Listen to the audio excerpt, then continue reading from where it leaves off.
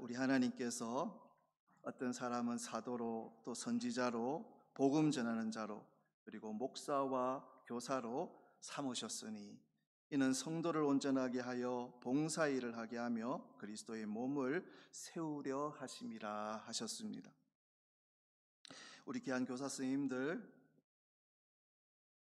하나님께서 세워주신 줄로 믿습니다. 그러면 무엇을 위해서 세우셨겠습니까? 오늘 본문에 우리들에게 알려주시는데 성도들을 온전하게 하는 일에 주님의 몸된 교회를 세우기 위해 택함 받았습니다. 그 중에서 특별히 우리 어린아이들을 위해 하나님께서 세워주신 줄 압니다. 여러분, 농사 중에 제일은 사람 농사다라는 말이 있습니다. 이 사람을 세우는 것, 사람을 키우는 것이 얼마나 귀한 일인지 우리 교사 선생님들이 무거운 책임감을 느끼시면 좋겠습니다. 이 사람을 키우는 것, 이게 얼마나 중요한지 좋은 예가 있는데, 최근에 그 중동에서 이스라엘하고 이란 그 전쟁하는 걸 보니까 그 조그만 이스라엘이 이 좋은 우수한 전투기로 제공권을 가지니까 이스라엘보다 그 이란이라는 나라가 엄청나게 더 크다는 거죠. 그리고 인구수로 비하면 뭐 10배가 많고, 군인들도 이스라엘 그 군인들은 17만인데 이란 군인들은 60만 명이라, 그러니까 6대 1인 겁니다.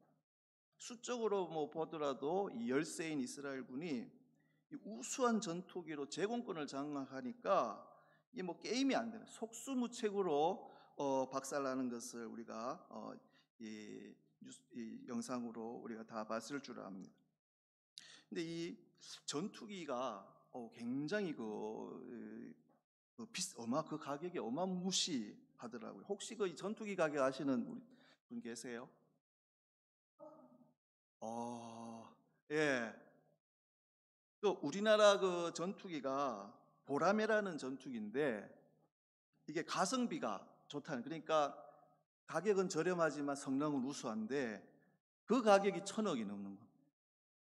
그런데 지금은 작년까지 그랬고 올해는 1,500억이랍니다.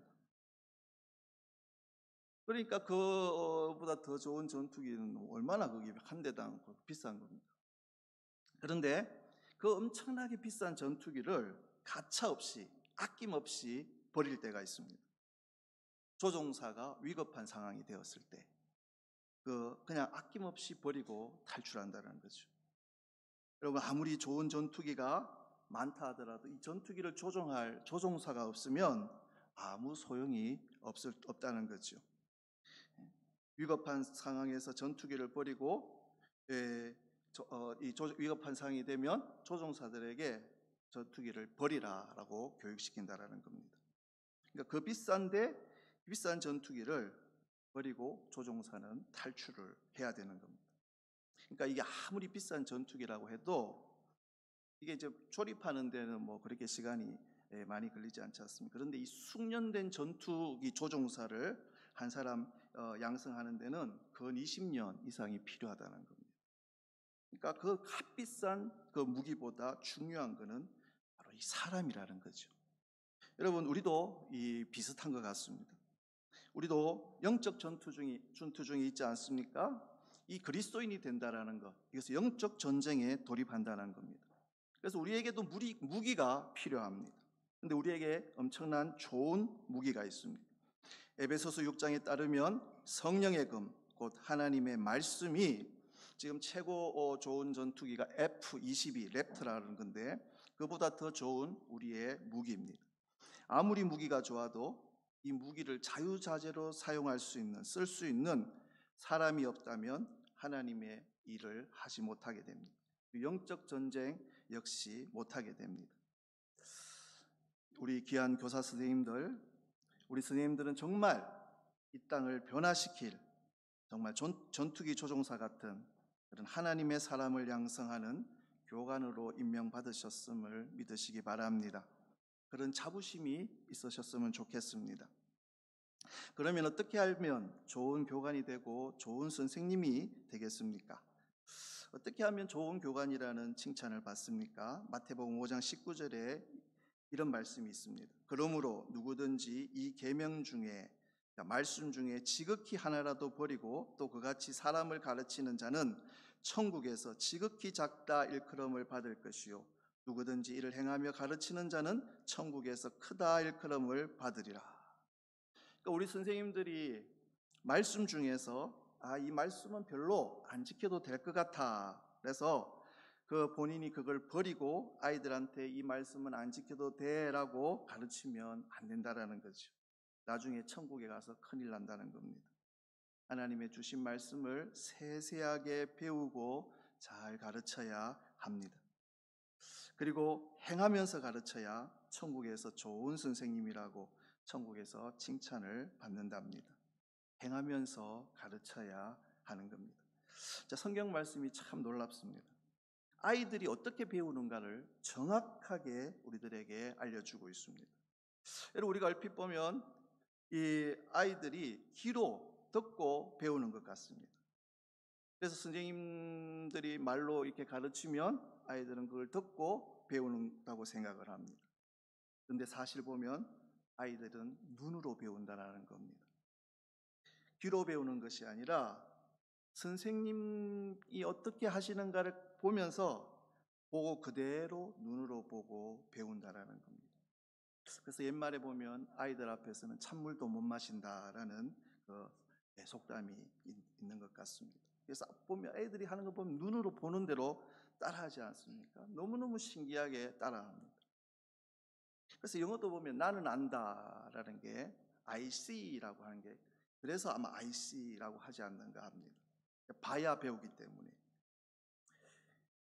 그래서 우리 선생님들이 아이들에게 주일날 우리가 주일 성수를 하라고 할 때 물론 말로도 이렇게 주일 성수를 가르쳐야 하지만 먼저 선생님들이 주일 성수를 하셔야 될 줄 압니다. 예배 시간에 늦게 오지 말라고 가르쳐야 합니다. 근데 먼저 예배 시간에 우리 선생님들이 늦지 마셔야 합니다. 그렇게 행하면서 가르쳐야 된다는 거죠. 고린도전서 11장에 보면 사도 바울 선생이 놀라운 말씀을 합니다. 내가 그리스도를 본받는 자가 된 것 같이 너희는 나를 본받는 자가 되라. 이렇게 말할 수 있는 사람이 진짜 교사인 줄 압니다. 그리고 이 교육이라는 게 부모님, 교사들만 하는 게 아니라 진짜 중요한 선생님이 있는데 부모님들이라는 거예요. 우리 담임 목사님 말씀 듣고 우리 또 부장 장로님 말씀 듣고 하는 거 보면 이게 가정에서의 신앙 교육이 더 중요하다는 것. 그래서 우리 교회에서 지금 계속 강조하는 게 뭡니까? 가정 예배 드리십시오. 우리 온 세배 때 예배 우리 드립니다. 그리고 올상 예배 때 자녀들 데리고 와서 축복기도 받게 하십시오. 축복하는 시간이 있으면 축복하는 시간을 가집니다. 그리고 부모 초청 예배를 우리가 드리면서 이 가정에서의 그 교육 중요성을 계속 우리 강조하고 있습니다. 사실 보면 주일학교 선생님들은 일주일에 1시간 정도 만나는 게 답니다. 그러니까 아이들에게 주일학교 선생님들한테만 아이들의 교육을 맡기는 것은 무리라는 거죠.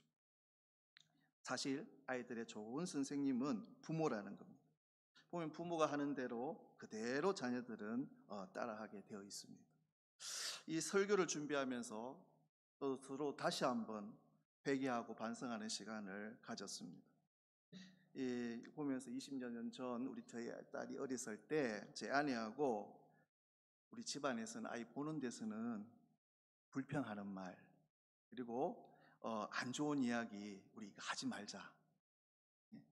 우리 아이가 귀한 아이가 우리 예린이가 그거 보고 따라할 것 같고 그때 항상 한참 그런 교육이 있었습니다. 그 이야기를 듣고 이 아이한테 안 좋은 영향력을 끼칠 수가 있으니까 우리 조심하자. 그렇게 다짐했었는데 20년 동안 어떻게 잊어먹었는지 우리 아이 지금 방학해갖고 집에 왔는데 제가 우리 아이한테 막 불평하고 불만하는 이야기를 막 하고 있는 제 모습을 설교 시간에 제가 설교 준비하면서 이거 참 큰일 났구나. 이게 참 불평이라는 게 나도 모르게 이렇게 새어 나오는 것 같습니다. 보면 이스라엘 백성들도 하나님이 그 백성들을 인도하셨는데 그 완전하신 하나님이 그 백성들을 인도하셨는데 근데 그 백성들이 늘 불평하지 않습니까? 40년 하루 이틀도 아니고 40년을 줄기차게 그러니까 이게 불평 불만은 참 예, 자연스럽게 내가 지키지 않으면 자연스럽게 나오는 거. 그리고 그것이 내 아이에게 어린아이들에게 악영향을 끼친다는 거죠. 여러분 불평하고 불만하고 기분 좋은 사람이 어디 있습니까? 저도 보면 불평 불만 실컷 내놓으면 마음이 속이 너무너무 상하더라고요. 그래서 보면 이스라엘 백성들, 출애굽한 백성들이 광야에서 40년을 계속 불평하는 거 보면 보통 한 세대가 30년으로 보지 않습니까? 근데 40년을 불평했다는 거.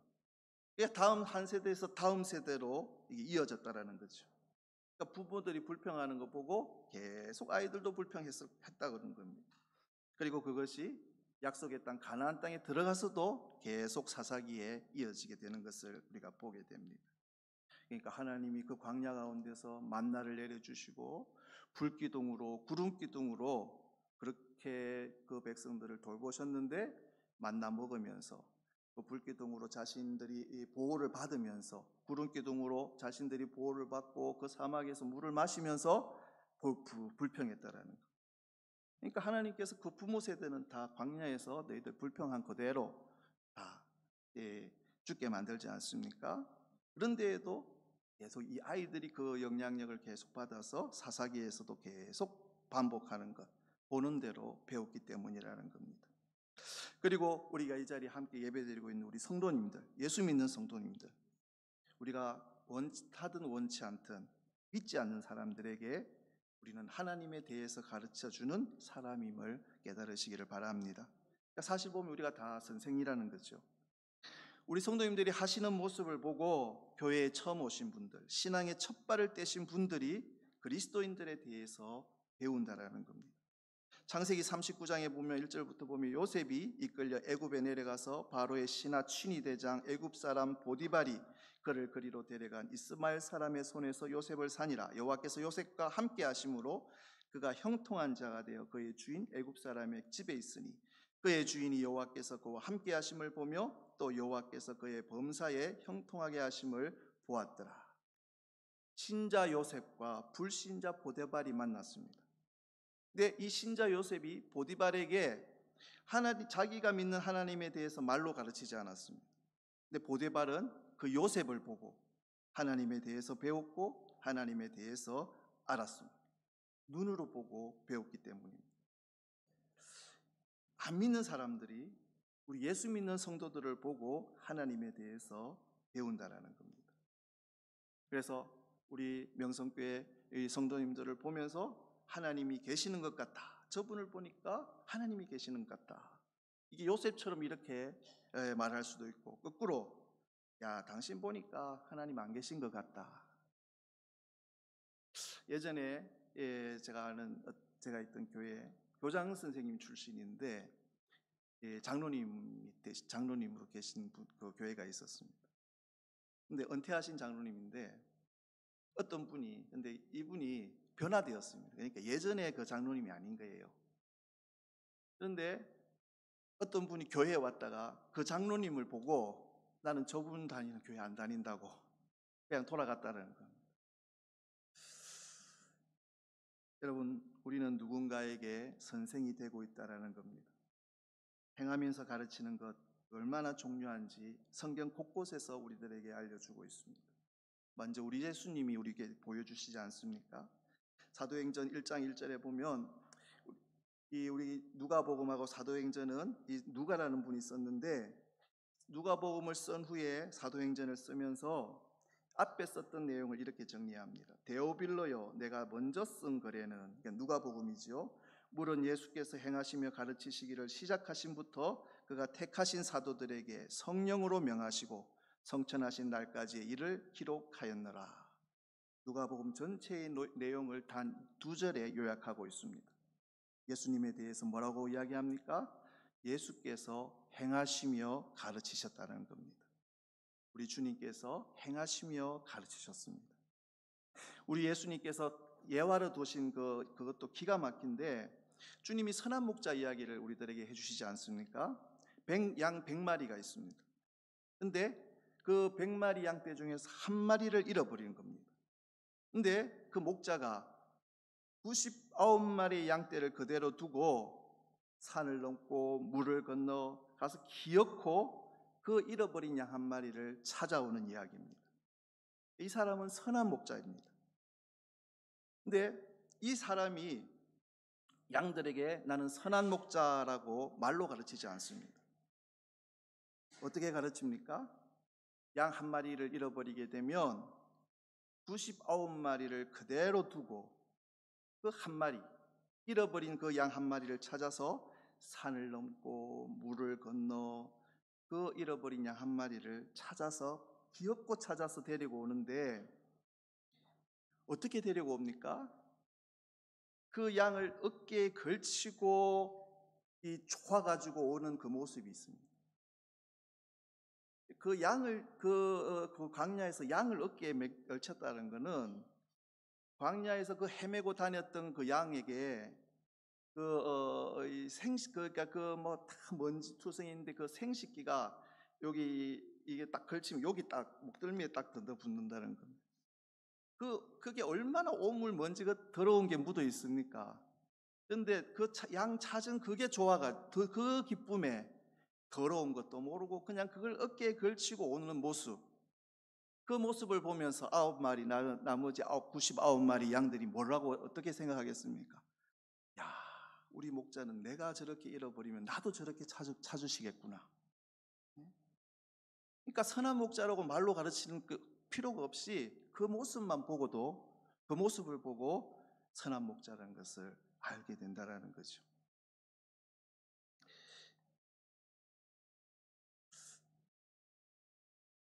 우리 신약 성경의 순서도 보면 제일 먼저 나오는 것이 마태, 마가, 누가, 요한의 사복음서 아닙니까? 다 예수님의 말씀입니다. 근데 그 다음에 나오는 게 사도행전입니다. 사도행전은 영어로 act라 그래서 행함입니다. 그러니까 복음에 대한 이해가 있고 그 다음에 행함이 있는 이게 성경의 순서라는 거죠. 예수님은 이 땅에서 공생의 사역을 하실 때 서기관과 바리새인들을 너무너무 굉장히 싫어하셨습니다. 서기관과 바리새인들이 어떤 사람들입니까? 하나님 앞에 경건하게 살고자 했던 사람들이고 성경을 필사하면서 그 말씀을 지키려고 했던 사람들입니다.